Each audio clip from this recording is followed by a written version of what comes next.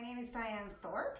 I live in Deep Cove in North Saanich on Vancouver Island, and you're here in my studio where I've got two looms, one very small sample loom and a larger AVL loom that I do work on both of these pieces. This loom is small, but it is working very much the same as the very large loom.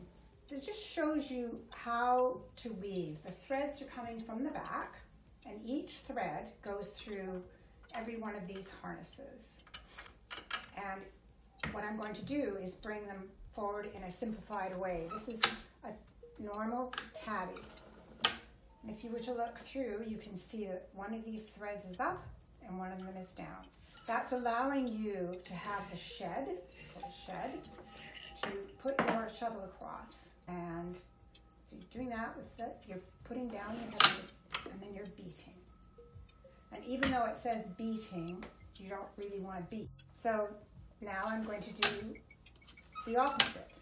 So you can see that I've got another shed and I'm going across my shuttle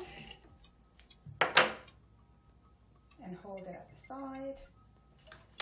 Put the threads down. And go. And that is mainly what I do. I want to talk a little bit about how I became a weaver.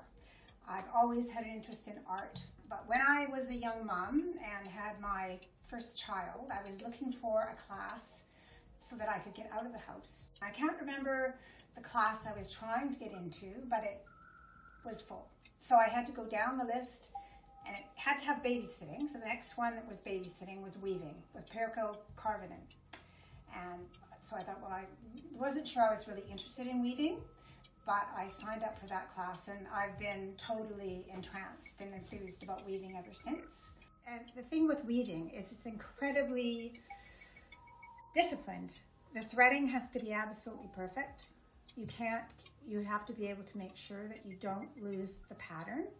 So what I enjoy is the designing, because then you have the freedom of the design. And I have to really look at that and say, okay, well, can I put that into a weaving? Or is that, I just can't make it the weaving? How can I bring that forward? Usually what happens is at the end of the piece, after I've done the design and done the work and done the weaving, I understand more what it is that had brought me to that place. I think a lot of it is that I enjoy weaving, I enjoy the process, and I enjoy creating something. And I really love working with fine linen threads.